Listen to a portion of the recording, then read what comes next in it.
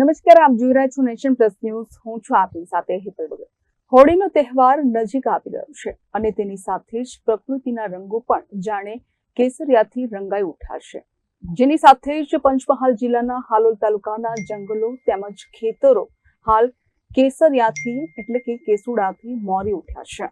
કેસુડો માત્ર તેની સુંદરતા માટે જ નહીં પરંતુ આયુર્વેદિક ઔષધિ તરીકે પણ વિશેષ મહત્વ ધરાવે છે. ગ્રામ્ય વિસ્તારમાં લોકો હજુ પણ પરંપરાગત રીતે આ ફૂલમાંથી કુદરતી રંગ તૈયાર કરીને ધૂળેટી રમવાનું પસંદ કરી રહ્યા છે. ત્યારે હાલોલ તાલુકાના ગ્રામ્ય વિસ્તારો, જંગલની કિનારીઓ અને ખેડૂતોના ખેતરોમાં કેસુડાના ઝાડ કેસરિયા ફૂલોથી લચી પડ્યા છે. હોળી પર્વના આગમન સાથે જ ગ્રામજનો કેસુડાના ફૂલ એકત્રિત કરવાનું શરૂ કરી દે છે.